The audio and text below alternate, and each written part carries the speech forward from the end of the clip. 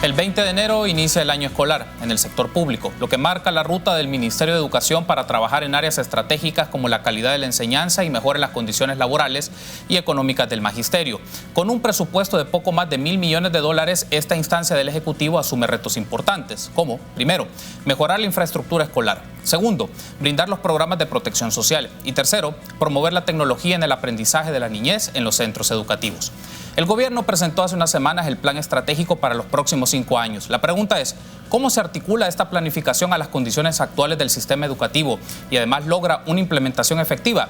Sobre estos temas hablaremos con la ministra de Educación. Iniciamos 8 en punto.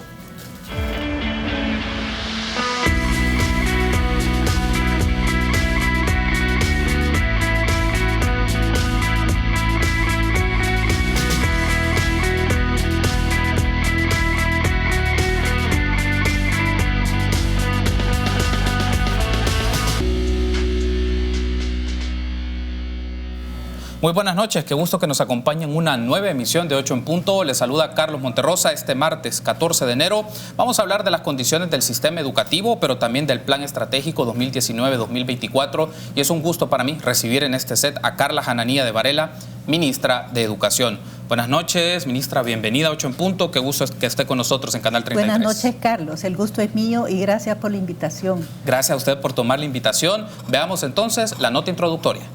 Este 20 de enero arranca el año escolar en los centros educativos públicos. La ministra de Educación aseguró tener todo listo. Ya pasamos el millón, ¿verdad? El año pasado fueron alrededor de 1.3. En este momento vamos ya casi por 1.100. Así es que creo que va a andar más o menos igual. Sobre la entrega de paquetes escolares, Carla Hananía de Varela dijo que ya tiene todo listo para iniciar el proceso 30 días después del inicio de clases. Lo que hemos hecho nosotros en los primeros 5 meses que llegamos fue introducir modificaciones a ese sistema de adjudicación precisamente para volverlo más eficiente, más transparente y para darle oportunidad a más microempresarios de participar, lo cual lo hemos logrado. ¿Cómo va este proceso? Eso ya se finalizó. En este momento todo está adjudicado. Sobre las plazas para los docentes que tienen años de estar cubriendo interinatos, la funcionaria dijo que ya están resolviendo la situación. Tenemos alrededor de 2.031 maestros interinos, ¿verdad? Hay diferentes tipos de interinos, pero la ley dice que un interinato no puede pasar de cierto número de meses. Ya después de un año ya no es un interinato. Entonces, se ha venido a lo largo de los años abusando de la figura del interinato. Pero para la Asociación de Colegios Privados hay que hacer un cambio drástico en el sistema educativo. Y esto incluye la eliminación de la PAES. Es que este es un problema de sistema. Este no es un problema de maestros, no es un problema de estudiantes. Este es un problema que comienza con las leyes actuales que tenemos en el país y que están trabajando contra el mismo sistema educativo, porque son las llaves que han cerrado las puertas para el desarrollo educativo. Expertos en educación coinciden en la necesidad de hacer modificaciones, pero este debe ser integral y ver el problema de fondo. Es inadecuado solo hacer la PAES, sin evaluar los resultados de los planes, sin hacer evaluación curricular, sin evaluar las condiciones en las que los niños y niñas están recibiendo clases, sin tomar aquellas medidas que permitan que el 5.20, que el 5.6 de manera progresiva se vaya superando. Muy bien, agradecemos a Alonso Castillo porque nos ofrece esa nota introductoria de los diferentes tópicos que vamos a desarrollar esta noche con la ministra de Educación, Carla Hananía de Varela, que está con nosotros en este espacio de entrevista. Ministra, a 7 meses de trabajo, ¿cuáles son los cambios que se han realizado en la estructura del Ministerio de Educación? A 7 meses, Carlos, es un poco difícil cambiar la estructura. Lo que hemos hecho es comenzar a ordenar, porque cuando llegamos encontramos una dispersión bastante importante. Y una dispersión que tiene implicaciones e impacto en las decisiones, porque usted, para poder tomar decisiones de política pública, por ejemplo, necesita tener un sistema de información único y veraz. Cuando nosotros llegamos encontramos 3 sistemas de información, cada uno con su propia cifra. Imagínese usted cómo se pueden tomar decisiones de política pública, en este caso de política educativa, si no tenemos un solo sistema de información. Esto impacta en las cantidades que nosotros damos sobre matrícula, por ejemplo, porque hay todo un proceso que viene de parte de los centros educativos hacia el nivel central, que pasa por las departamentales, que por A o B razón se va tergiversando en el camino. Y cuando llega al nivel central, resulta que la recibimos en 3 lugares diferentes. Eso ya lo comenzamos a ordenar.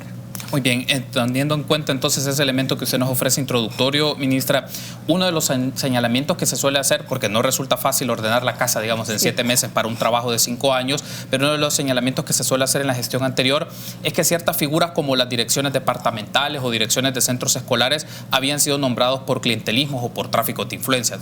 ¿Fue así? ¿Encontró una característica de ese tipo? Hay muchos indicios, Carlos, que así fue. Le quiero mencionar el caso de los interinatos. Tenemos alrededor de 2.030 a 2.031 interinos. La ley dice que el interinato dura máximo 1 año y tenemos interinos de 10 años y más. Entonces, algunos de los rumores puede ser que sean ciertos. Por ejemplo, que muchos de estos interinos fueron nombrados por alguna afinidad política y no por competencia. Sin embargo, la realidad actual es que tenemos a estas personas trabajando y que muchos de ellos son competentes y tienen acumulada una buena experiencia. Entonces tenemos que encontrar una solución para esta situación que hemos encontrado. Ahora, me mencionaba en el caso, ya hablaremos con más detenimiento del caso de los interinos, que también en la nota introductoria tomábamos parte de sus declaraciones, pero revisando un poco, llevando la secuencia a través de los medios de comunicación, entiendo que en julio se juramentaron directores departamentales de carácter interino, pero quiero saber si estos ya fueron ratificados en sus puestos en este momento. ¿Estas personas van a continuar o se va a hacer un proceso de selección para buscar a otros? En este momento estamos en el proceso de evaluación de los actuales directores interinos y también nacionales. Entonces esperamos que antes de que termine el mes de enero vamos a ratificar a la mayoría y algunos pues regresarán a los puestos que tenían antes. ¿Qué criterios ha considerado usted para evaluar a estas personas? Resultados, cómo han manejado administrativamente sus áreas, sobre todo los departamentales. Hay directores departamentales que han hecho esfuerzos importantes, por ejemplo, en disminuir la deuda que se tiene con los proveedores. Para eso se necesita una supervisión muy cercana de las departamentales a los centros educativos. Entonces tenemos registrado este criterio, pero hay otros criterios también, ¿verdad? Cómo el personal con el que trabajan se sienten con su director, cuál es su nivel de relación interpersonal, cuál ha sido su capacidad de reacción. Por ejemplo, cuando tuvimos las lluvias, el Ministerio de Educación no estaba preparado para reaccionar ante situaciones de emergencia. No había un sistema de articulación y un sistema de reacción inmediata ante situaciones semejantes. Hemos hecho varios ejercicios y es una de las cosas que tenemos que mejorar este año. Ok, hago el cambio a otro de los temas, pero también implica un poco conocer la estructura del Ministerio de Educación o sus características internas. Revisando en una de las entrevistas que usted brindó al espacio Focos con Alberto Arenes, que lo hizo a mediados de diciembre del año pasado, usted hizo mención que no espera o no quiere tener un Ministerio de Educación con feudos, más bien sin feudos. ¿Cómo se organiza un Ministerio de Educación sin feudos? Después de 10 años de tener feudos, esa no es una tarea fácil, Carlos. Sin embargo, sí es posible. Sí es posible y uno de los secretos está en encontrar en el ministerio dónde están los talentos y para qué sirven. Porque mucho del personal del ministerio o estaba subutilizado o estaba en lugares que no le correspondían. Entonces, tenemos en este momento un plan estratégico finalizado. Para poder implementar ese plan estratégico, definitivamente necesitamos otro tipo de organización dentro del ministerio. Necesitamos ser más eficientes, más focalizados y duplicar menos las tareas que estaban repetitivas. Entonces, yo creo que sí es posible y el segundo secreto es tratar a la gente como gente. Muchos de los profesionales del ministerio están desmotivados y ahora empiezan a estar menos desmotivados, porque están encontrando que son parte de un proyecto.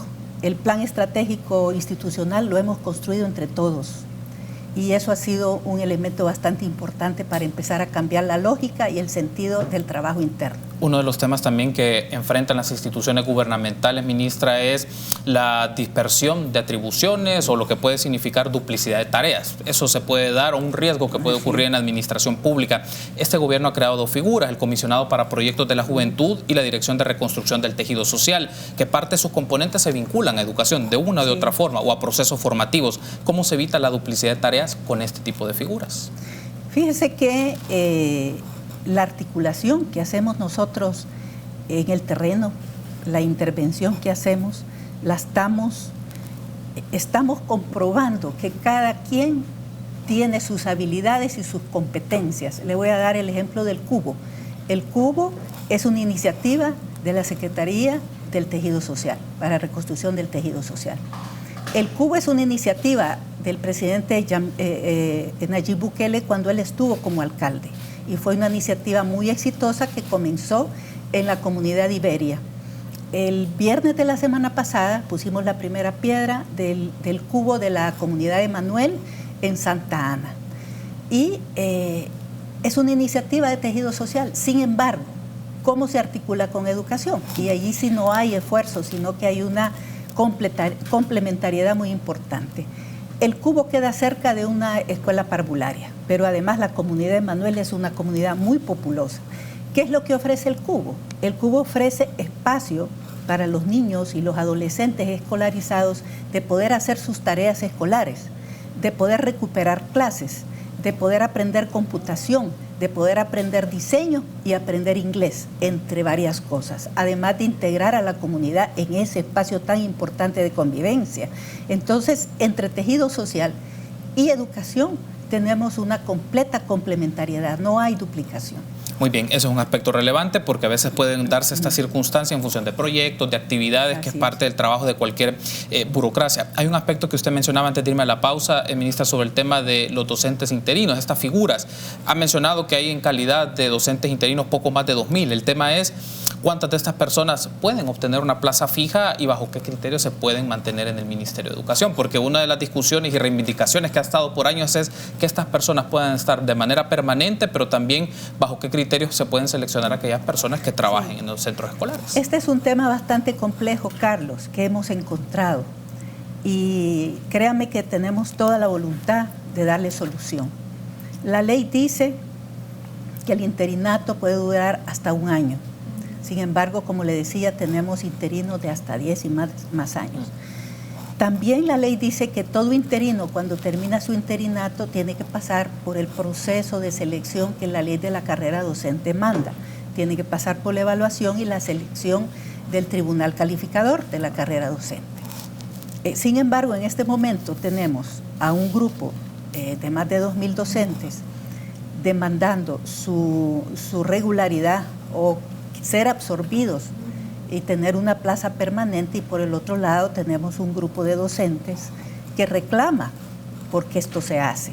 Es un grupo de docentes que no ha podido acceder a una plaza permanente por A o B razón. Ambas cosas se tienen que normar y se tienen que regularizar. Por otro lado, tenemos un marco legal de hace más de 20 años, la ley de la carrera docente, la ley general de educación, son leyes que ya no se adaptan a la realidad actual de El Salvador y del sector educativo. Entonces, tenemos que plantear una reforma integral de la legislación. Pero por el otro lado, nosotros no estamos, porque ahora hubo una protesta de un grupo de docentes que decían que nosotros estamos queriendo favorecer a los interinos porque los queremos absorber, cuando ellos tienen que pasar por el proceso del tribunal calificador. Entonces, que es injusto que los interinos no sean evaluados. La verdad que no estamos nosotros ni por un lado apoyando a los unos ni a los otros. Lo que queremos es resolver ambas situaciones y resolver la situación de los docentes en general.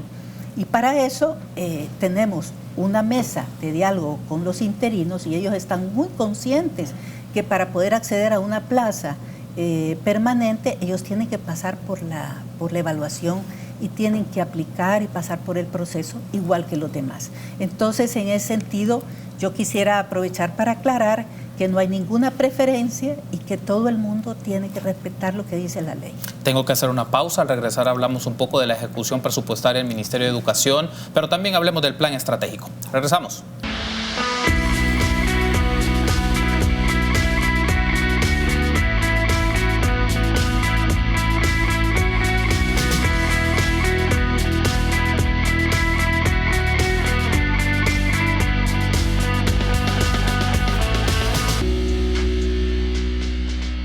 Gracias por seguir junto a nosotros en 8 en punto. Esta noche del martes 14 de enero estamos platicando con Carla Hananía de Varela, ministra de Educación.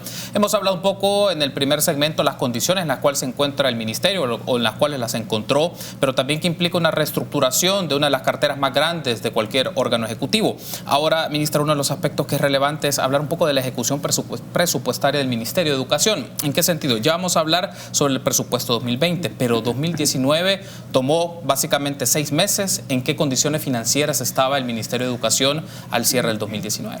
Cuando llegamos el año pasado, encontramos en el Ministerio un déficit de 21 millones de dólares, precisamente por un manejo discrecional que se hace del presupuesto que no debería ser así. El hecho de permitir que un grupo de docentes se retire sin que la Asamblea Legislativa le dé los fondos para cubrir lo que eso cuesta al ministerio implica, como dicen popularmente, de vestir un santo para vestir a otro. Entonces, se jubilan los 1,000 docentes y se utiliza el dinero de la plaza para poder darle su jubilación, para poderle dar las prestaciones o las ventajas que se les han ofrecido en ese momento. Llegamos nosotros y encontramos que de esas 1,000 plazas solamente se cubrieron 500 con interinos y además tenemos los 21 millones de dólares de déficit. Pero hemos hecho un gran esfuerzo en estos primeros 6 meses y quiero decirle que hemos cerrado con 0 deudas el Ministerio de Educación al mes de diciembre, después de varios años de haber cargado con esos déficits causados por ese manejo discrecional del presupuesto. Cerramos el año 2019 con 99.6 de ejecución y con la única sola deuda de 3.4 millones de dólares del segundo uniforme del año pasado. ¿Por qué esa deuda? Porque el proceso para poder pagar esos 3.4 tuvo que haber comenzado en el mes de mayo, antes de que nosotros llegáramos. Y eso no comenzó en el mes de mayo, sino que lo tuvimos que comenzar nosotros. Ese dinero ya está en el Ministerio de Hacienda y está listo para ser desembolsado al Ministerio de Educación. Ahora, hablemos ya del presupuesto 2020, ministra, un presupuesto con poco más de 1,000 millones de dólares. En líneas generales, ¿cómo está distribuido para cumplir los objetivos para el año 2020? Lo más importante, Carlos, del presupuesto 2020 es el aumento de la inversión, ¿verdad? El aumento de la inversión. El programa anual de inversión de este año es prácticamente de 35.170.000. El año 2019 nosotros encontramos un presupuesto para inversión de 8 millones. Este presupuesto de inversión está distribuido para un programa de equipamiento y capacitación docente en las nuevas tecnologías. Lo que usted hablaba al principio de los retos que tenemos para este año es aumentar la conectividad y aumentar la cantidad de tecnología disponible para los docentes y para los alumnos. Tenemos el programa de formación docente al servicio de los aprendizajes. Uno de los compromisos en nuestro plan estratégico precisamente es dignificar al docente, lo cual implica muchas cosas, pero entre ellas la formación, una formación pertinente y adecuada a las necesidades de los tiempos. Y un programa de mejoramiento de ambientes educativos, que esto es histórico porque el año pasado encontramos un presupuesto para infraestructura de 6 millones de dólares y ahora tenemos 28.7 para mejorar los ambientes escolares. Esto tiene implicaciones de todo tipo. El mejoramiento de los ambientes escolares permite dar una educación de calidad, mejorar la calidad y mejorar la retención de los alumnos en la escuela. Y por último, el programa de inversión destina $400,000 para un compromiso que tenemos como Estado, que es todo lo que se hace en relación al mozote. Ahora, ya con esa distribución, uno de los montos también que es representativo y que es parte del presupuesto del Ministerio de Educación, ministra, son los programas de uniformes y útiles escolares, alimentación escolar, vaso de leche, que sumados rondan más o menos los $95.4 millones para este año. ¿Se ha considerado hacer modificaciones en la ejecución de estos programas para hacerlos más efectivos? Para hacerlos más efectivos, sí, y ya comenzamos. Este año pasado hemos trabajado de la mano con CONAMIPE, con el Ministerio de Economía, el Ministerio de Hacienda, el Ministerio de Educación, y hemos introducido ya varias modificaciones. Esas modificaciones nos han permitido mayor transparencia, beneficiar a mayor cantidad de micro y pequeños empresarios, sobre todo micro, y nos ha permitido ser más ágiles, ser mucho más rápidos y en ese sentido poder ahorrar al disminuir la cantidad de días de adjudicación y de entrega. Quiero decirle, yo lo comentaba esta mañana, que la administración del paquete escolar y de la alimentación es una carga demasiado pesada para el Ministerio de Educación. El Ministerio tiene otro rol. O sea, nosotros no queremos a directores distribuyendo uniformes, midiendo uniformes, calculando zapatos, supervisando a los proveedores. Nosotros queremos directores trabajando porque los niños aprendan. El paquete escolar no se puede suprimir y además no se debe suprimir porque es un programa que trae muchos beneficios a nuestros estudiantes. Debemos actualizar la evaluación del paquete escolar, eso sí, porque queremos saber si realmente cumple con la función para la cual la ley lo creó, que es ayudar la economía familiar y mantener a los chicos en la escuela. Entonces, una vez evaluado esto, nosotros lo que tenemos que hacer es fortalecerlo. Tenemos que ser más efectivos, pero sacando la administración del ministerio. Por lo que me describe entonces, ministra, una idea que se ve en el horizonte es que se requeriría una unidad específica solo para llevar el tema de gestión administrativa de este tipo de programas, para que el profesor y la profesora se dediquen a enseñar, a trabajar con los niños y las niñas. ¿Qué tan factible se ve en el mediano plazo hacer esta dinámica dentro del ministerio? Tal vez no en el presente año, pero ya comenzamos a hacer los estudios y a analizar los diferentes escenarios. Tenemos que ser muy responsables en esto, ¿verdad? Porque aquí hay que garantizar transparencia, hay que garantizar eficiencia y calidad. Ahora, otro aspecto que es relevante también en los temas y compromisos en asuntos educativos, ministra, es el aumento del gasto público en educación y llegar en los próximos 5 años al 6% del PIB, que es uno de los retos que como país se tiene y que los gobiernos han asumido. El tema es cómo lo puede lograr esta administración. Esta administración del presidente Bukele está convencida que esto se puede lograr con una amplia alianza nacional, haciéndole de la educación un interés de todos, que por cierto es de todos, Carlos, porque si gana educación, ganamos todos. Los diferentes sectores que trabajan en educación en el país, dígase el sector privado empresarial, los colegios privados, las iglesias, los gremios, todos contribuyen a la educación, pero nunca ha sido calculado, nunca se sabe, hasta ahora no se ha podido saber cuál ha sido la contribución o cuál está siendo la contribución. Las conversaciones que yo he tenido con los gremios empresariales, con los colegios privados, ellos nos dicen, miren, ustedes establezcanos las prioridades y nosotros vamos a invertir en las prioridades que ustedes nos digan. Hasta el momento eso no ha sucedido, pero creemos que esa amplia alianza nos va a permitir a nosotros llegar a esa meta, no del 6, sino del 7. ¿Cómo se logra que esta alianza sea en función, por ejemplo, de los niños y niñas del sector público, que es el alto porcentaje que se encuentran en los centros escolares? Porque hay una brecha en el tema de la formación de los colegios privados, y dentro de los privados están los privados religiosos, los privados que son bilingües, hay una variedad. El tema es cómo esta alianza se pone en función de los niños y niñas, sobre todo en las zonas rurales donde hay muchas más necesidades escolares. Carlos, hay ya experiencias muy exitosas. Le quiero mencionar el caso de la escuela del Colegio Citalá, ¿verdad? De que lo desarrolla el Colegio Lamatepec. ¿Cuál es el principio? El principio es la solidaridad y la corresponsabilidad. Y hay muchos centros educativos bilingües y privados que me han manifestado su voluntad de poner en práctica esa solidaridad y compartir lo que ellos llaman la buena fortuna. la buena fortuna de tener buenas instalaciones, de tener los mejores maestros, de tener laboratorios, de tener espacios deportivos, de tener maestros bien formados.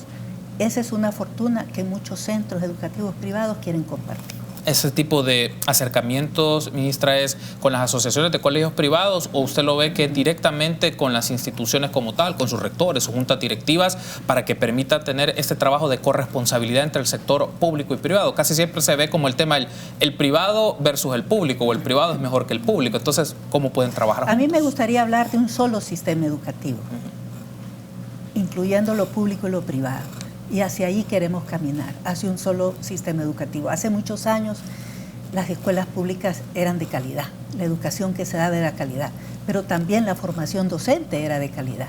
¿Cómo se logra esta solidaridad? No podemos forzar a nadie, pero ya con los buenos ejemplos que hay, con las buenas prácticas, le puedo yo decir que con una agenda concreta de acción en el marco de un pacto nacional o de una agenda nacional se puede realizar. Muy bien, tengo que hacer una pausa. Al regresar hablemos un poco de la infraestructura escolar y también del plan estratégico. Regresamos.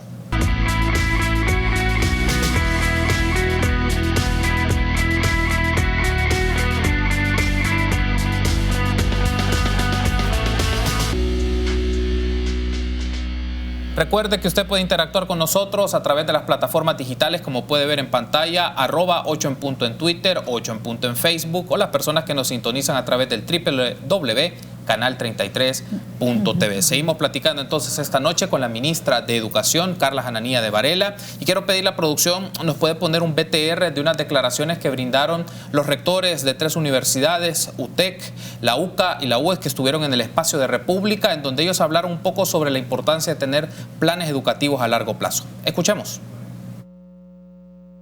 Creo yo que el primer problema que tiene la educación es que no existe una política educativa permanente y constante, que lo que debe hacer es actualizada, reforzada, de tal manera de que le demos seguimiento para que podamos nosotros evaluar los resultados a largo plazo, porque esta no es una política de corto plazo ni de mediano plazo, sino que de largo plazo. No ha habido un plan de país, un plan de nación que realmente sea un plan de consenso y que quien esté en el gobierno, ese plan se va a mantener, porque cambiar la educación, como ya se ha dicho, requiere de mucho tiempo.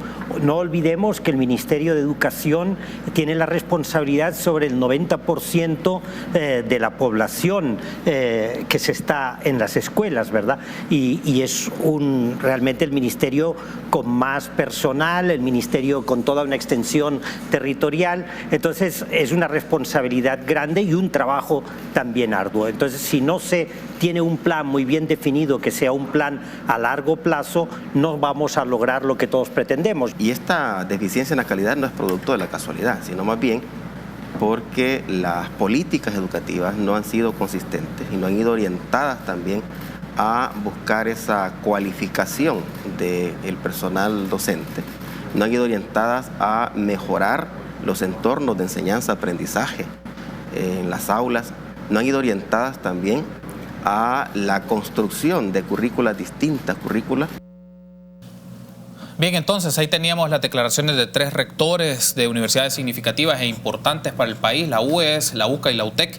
Y le consulto, ministra, en función de estas declaraciones, pero también ya pensando en el plan estratégico 2019-2024, ¿cómo este plan estratégico y las políticas educativas que quiere realizar este gobierno se articulan a lo que ya se ha trabajado en gestiones anteriores, pero que impliquen políticas de largo plazo y no solo pensando en 5 años? Cuando nosotros llegamos, Carlos, encontramos el plan El Salvador Educado, que fue construido en el seno del Consejo Nacional de Educación, el CONED, que es un esfuerzo que alcanzó sus objetivos y que nosotros pensamos retomar para poder lanzar ese gran pacto. En el tema de educación, todos sabemos cuáles son las necesidades y las prioridades. Ya no necesitamos seguir haciendo diagnósticos, pero sí necesitamos identificar las prioridades y elegir aquellas que son verdaderamente estratégicas. Lo que los señores rectores acaban de decir es así, es cierto. La política educativa tiene que ser una política de mediano y largo plazo. Sin embargo, en estos primeros 5 años necesitamos poner las bases sólidas y ordenar al sector. Por cierto, El tema de educación, y yo quisiera en este sentido, antes de hablar más del plan estratégico, el tema de la educación no es un tema solamente del Ministerio de Educación, es un tema de toda la sociedad y sobre todo de la familia. Y es bien importante que los padres de familia entiendan que la educación comienza en el hogar. Es allí donde se aprenden las primeras pautas de comportamiento y de percepción del mundo que el niño tiene y la forma como el niño se va a relacionar con los demás. Entonces es bien importante en este inicio de año escolar que los padres de familia entiendan y colaboren que la labor del maestro es una labor complementaria a la cual los padres de familia tienen que colaborar y trabajar de manera articulada. Pero volviendo al tema del plan estratégico, el plan estratégico institucional que nosotros hemos elaborado es un plan para el quinquenio y más allá, porque está basado primero en el Plan Cucatlán y además en los Objetivos de Desarrollo Sostenible. Usted sabe que los Objetivos de Desarrollo Sostenible tienen sus metas al año 2030. En educación, como decía el rector Oliva, no se alcanzan grandes cambios en un año ni en 2 años. Sin embargo, quiero decirle que una de nuestras prioridades y ejes en el plan estratégico es cambiar los ambientes educativos y eso sí se puede hacer en el corto plazo y lo hemos comenzado a hacer desde el año pasado. Hemos comenzado a intervenir aquellos centros educativos que encontramos en peores condiciones. Y este año vamos a continuar. Estamos en ese plan que se llama el programa Cerrando Brechas en Educación, porque precisamente lo que hay en educación es el reflejo de lo que es la sociedad. Una sociedad donde hay grandes diferencias, donde hay grandes brechas, y yo como socióloga lo estoy constatando en el sistema educativo, ¿verdad? Nuestro sistema educativo es el reflejo de cómo está organizada nuestra sociedad. Ministra, hay un aspecto que es relevante aquí consultarle, porque también aparece dentro de esta presentación del plan estratégico que se hizo más o menos un mes atrás, cómo se trabaja con los jóvenes, con los niños y niñas que vienen de entornos vulnerables, violentos, en donde la niñez es afectada por el desplazamiento forzado, por las pandillas que tienen incidencia en los centros escolares, y esa es la realidad que viven muchas familias, a pesar de que, como usted mencionaba, en las familias pues inicia el proceso formativo de valores, de inculcar patrones de comportamiento y demás, pero la realidad es que el centro escolar absorbe estas circunstancias. Entonces, ¿cómo se trabaja o cuál es la propuesta para trabajar en esas zonas con esas características? Precisamente este día, Carlos, se sostuvo reunión con la policía y con el Ministerio de Seguridad para firmar un convenio y lanzar un plan de seguridad escolar que tiene 3 grandes componentes.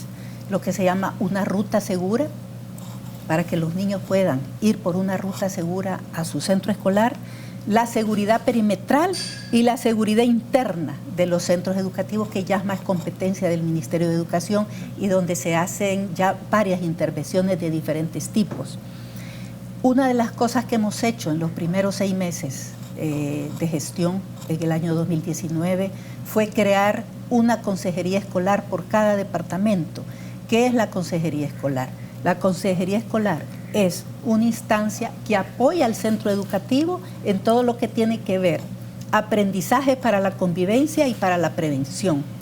Tiene que ver con el aprendizaje del respeto mutuo, con el tema de los derechos humanos, cómo los niños y los adolescentes pueden denunciar, y también apoya la formación del docente en la resolución de conflictos y en la intervención de situaciones de emergentes cuando ha sucedido un hecho de violencia, ¿verdad? Lo que se llama los primeros auxilios psicológicos cuando ha habido un hecho de violencia. También en cada una de estas consejerías vamos a tener a un delegado policial escolar que nos va a ayudar en el vínculo inmediato con la policía cuando hay hechos de violencia, porque el Ministerio de Educación no está diseñado para poder reaccionar de manera inmediata, por ejemplo, cuando hay un asesinato, cuando hay un robo.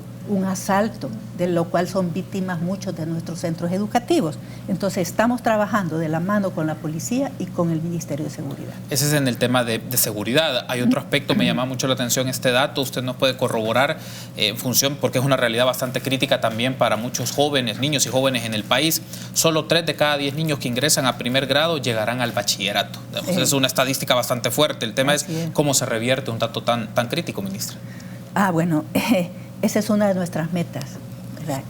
Y no lo vamos a lograr obviamente en un año, pero sí lo podemos mejorar en los 5 años. Y ahí entran varios aspectos.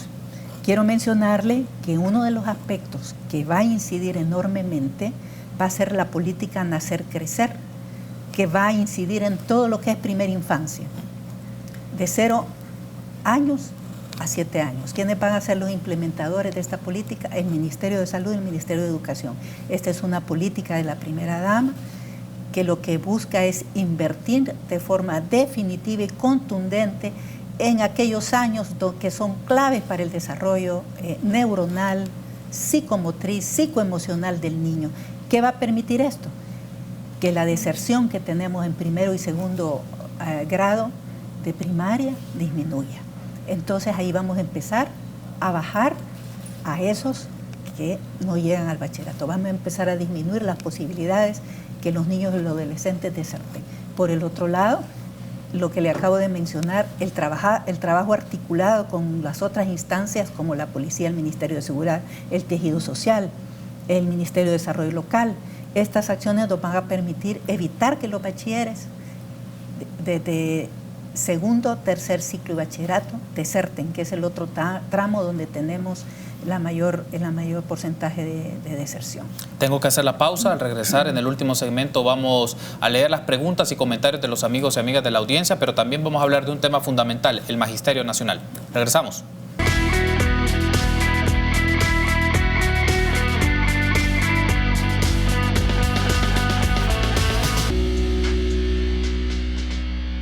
Último bloque de esta plática que tenemos con la ministra de Educación. Ministra, ahora hablemos de la dignificación del magisterio, que ese es uno de los temas también fundamentales y uno de los que genera también discusiones, por momentos mesas de negociación, dependiendo de las circunstancias y coyunturas que enfrenten los titulares que están en este ramo educativo. Pero le consulto, ¿cuáles son las prioridades concretas respecto a la mejora de condiciones laborales a los profesores y profesoras? ¿Se ha considerado también en el mediano plazo un aumento salarial? Bueno, mire, los aumentos salariales están estipulados por ley cada 3 años, ¿verdad? Eso por ley es así. Pero dignificar al magisterio significa muchas cosas. Nosotros en este momento estamos en la elaboración de un nuevo plan de formación docente, donde queremos migrar de la formación presencial a la formación virtual, porque eso es lo que nos indican los nuevos tiempos y esa es la manera en que también los niños tienen que aprender. Estamos en una era digital. Entonces, en ese sentido, este año vamos a invertir una buena cantidad de dinero en la formación de los docentes y en la compra de equipos para que ellos puedan ir transitando poco a poco hacia la formación digital. Esta formación, además, tiene que ser diversificada y tiene que tomar en cuenta muchos de los temas que tienen que ver con habilidades psicoemocionales de los docentes. Por otro lado, tenemos conversaciones permanentes con todos los gremios en el Ministerio de Educación, ¿verdad? Para poder solventar algunos de los problemas que hemos mencionado acá. El tema de los interinos, el tema de los docentes que no acceden a plaza, el tema de los docentes que no se pueden retirar porque su pensión no les permite vivir dignamente. Dicho sea de paso, este último tema tiene que ver con el Sistema Nacional de Pensiones y no tanto por el Ministerio de Educación solamente. Cuando se habla del tema de formación docente, ministra, aparece cuál es la metodología más pertinente para hacerlo, porque eso históricamente también ha generado discusiones, si se forma en los sábados, si ese tiempo es para el ocio o el descanso de los profesores, pero también si la modalidad es presencial o virtual. ¿Cómo han valorado este proceso o esta metodología de formación de los profesores, considerando la adaptación a las dinámicas que ahora ofrece la tecnología en los entornos escolares? Este año, Carlos, hemos entregado, antes de finalizar el año, hemos entregado el calendario escolar. Y ahí están las 3 pausas pedagógicas que se tienen que hacer para la formación docente. Yo sé que han habido comentarios de que no estamos respetando el derecho al descanso de los docentes, pero eso no es cierto. Ellos tienen en sus manos el calendario y ahí tienen la pausa que se está dando en este momento. En este momento hay ya un proceso de formación en el mes de junio y en el mes de septiembre. Los días sábados, ¿qué es lo que pasa? Los días sábados se forma aquellos docentes que están siguiendo un programa especializado. Hay varios temas especializados que los docentes están siguiendo y que vienen desarrollándose del año anterior, ¿verdad? Ya viene todo un calendario planificado para ese tipo de formación. La mayor parte de estos docentes han optado voluntariamente por formarse en esos temas y hacerlo los días sábados, o sea que a nadie se le obliga a formarse los días sábados. Aparece el tema también motivacional, ministra, para los profesores y profesoras. ¿Cómo se logra una motivación? El salario es una parte importante. Usted me menciona que cada 3 años se revisa la ley. No sé si para el calendario, ¿en qué año se hace ya la revisión pensando para un aumento salarial? Creo que ya toca este año. Este año no me equivoco. Este año, sí. Y entendería que sería uno de los temas de discusión, o por defecto sería valorado en el presupuesto para pensarse ya un aumento en el 2020, ministra. Si toca este año, habría que verificar en la ley si toca este año, sí habría que discutir el tema del presupuesto, ¿verdad? Porque en este momento no tenemos esa asignación. En el presupuesto 2020 no entró el tema de un aumento para los maestros. Ok, quiero aprovechar entonces, ya que nos hace esta aclaración, para pasar algunas preguntas o comentarios a través de las redes sociales que han llegado. Tengo entendido que tenemos una cantidad bastante relevante e importante sobre el tema porque genera expectativa para nuestra audiencia. Henry pregunta, nos gustaría saber si para este año que el presupuesto del ministerio se aprobó a tiempo, el aumento que se hizo a los docentes aparecerá por fin como un aumento al sueldo base y no como un complemento de sueldo, ya que es un derecho que no fue respetado en la anterior administración, pregunta Henry. Otro comentario, le podría preguntar a la ministra por qué se llama a unos interinos de continuidad y si existe esta figura, interinos de continuidad, es el término que utiliza esta persona. Damos paso a otros comentarios. Zuleima, buenas noches, ministra, sabemos que está haciendo un gran trabajo. Le pedimos que por favor piensen los docentes que ya llevamos años esperando plaza. No somos interinos, sino que nos respalda la ley artículo 18 de la ley de la carrera docente. ¿Por qué se quiere quebrantar la ley? Pregunta Zuleima. Delmita, hemos aplicado a muchas escuelas y no reciben el currículum. El Instituto Nacional de San Martín el día miércoles 8 de enero ya no recibió currículums, ya que el interinato ya tenía nombres y apellidos y la mayoría de directores dicen que nos han obligado a sacar publicación. Es otro de los comentarios que ha llegado. José, un comentario a la ministra. La ley es clara y dice que el principal criterio de contratación docente es por antigüedad. ¿Por qué no se hace por idoneidad? Muchos han ganado la plaza precisamente por antigüedad y no han laborado como docentes. Otro comentario. Lo más urgente es la asignación de los interinatos. Con las clases por iniciar hay interinatos que no han sido asignados y va saliendo como constante, ministra, el tema de los interinatos por uno de los comentarios, o varios de los comentarios. No se han cambiado a los jefes departamentales de educación, se consulta aquí la señorita Olmedo. Martínez, que le pongan mucho ojo a esto porque yo conozco instituciones que si la gente les debe mensualidades o cuotas alimenticias, no les dan los zapatos y los uniformes. Y los útiles, una de ellas es la escuela Nuestra Señora de Fátima, ahí en la colonia La Rábida, llevan años haciendo esto. Es otro de los comentarios. Otro comentario, los interinatos deberían entrar a concurso cada año. En nuestro instituto no tenemos ni un especialista, se refiere al Instituto de Guayúa, graduado en turismo, y llevamos varias promociones de esa carrera y no nos asignan la plaza. Se jubiló el laboratorista y hoy no nos dan plaza. Wenceslao, dígale a la ministra que todas las plazas que ocupan los interinos deben ser publicadas de tal forma que todos los docentes desempleados tengan la opción de aplicar a las plazas. Y por favor preguntar qué va a pasar con los $100 de complemento. Necesitamos que se pasen al salario base. ¿Tenemos otros comentarios? Muy bien, tenemos otros más. Yo quisiera, como muchos confeccionistas, como fue repartido los uniformes y sabemos en qué tiempo daban 5,000 piezas y hoy no, pregunta. Otro comentario, ¿cuál es el plan que se tiene para el acceso a Internet? Ya que el año pasado el 90% perdió el bono para la contratación en el departamento de Sonsonate y Tecnología Educativa no hizo nada para cambiar eso en la administración anterior como en esta. Bien, entonces, esos son los comentarios que tenemos, ministra, una variedad. ¿Dónde comenzamos? Sí, tenemos una variedad de comentarios. El que ha salido constante es el tema del interinato y una mención que me llamaba mucho la atención es que en centros escolares ya se había definido quiénes estaban y que había gente que estaba con su currículum también, sí, aspirando a una oportunidad laboral. Eso no debe de ser así. pero yo quiero referirme al tema que hay algunas docentes que están mencionando que se va a violar la ley en el caso de los interinatos. No se va a violar la ley, porque con los interinos, una vez ellos puedan acceder a la plaza, tienen que pasar por el mismo proceso que la ley manda, ¿verdad? Eso, y ellos están conscientes de eso. En cuanto al aumento que va destinado al salario base, no puede ir destinado al salario base porque la ley dice que debe de ir destinado al salario nominal.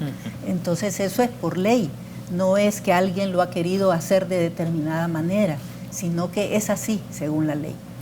Otra de las preguntas, ministra, que me ha llegado por Twitter de Luis es, por favor, pregúntele a la ministra sobre la situación laboral de los empleados pagados por los consejos directivos escolares, CDE, y cuándo será la absorción a la ley de salarios. Es uno de los comentarios que ha llegado. Bueno, decirles que todo esto del plantel docente es algo que tenemos que ir regulando y ordenando poco a poco. El tema de los interinos, para el tema de los interinos no solamente tienen que pasar ellos por la evaluación que manda la ley, sino que además tienen, la Asamblea Legislativa tiene que emitir un decreto específico para tales efectos y darnos a nosotros la cantidad de aproximadamente 4.7 millones de dólares, ¿verdad? Un promedio de lo que costaría eso. En el momento que los interinos apliquen a una plaza, es al mismo tiempo que todos los demás que no tienen plaza van a aplicar. No son solamente los interinos, ellos tienen que aplicar con todos los demás. Y es así como dice la ley. O sea, nadie está pensando en violentar la ley. Cierro con esto muy puntual, ministra. El tema, alguien daba uno de sus comentarios sobre los útiles, el tema de, más bien, sobre los uniformes escolares, si pueden tener la oportunidad de participar, porque este es un tema también que genera muchas reacciones, pero cómo se garantiza que la mayor cantidad de personas puedan participar para confeccionar uniformes y esto pueda ser parte de este programa. En este año, la adjudicación de los paquetes escolares ha sido sumamente amplia, Carlos.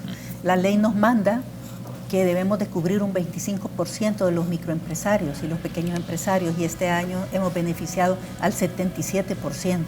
Hemos abierto la posibilidad y ha sido muy efectivo, ¿verdad? Lo que pasa que ahora es un poco más competitivo, porque el Ministerio en el caso de los zapatos, el laboratorio del Ministerio de Economía nos ayuda en la verificación de la calidad.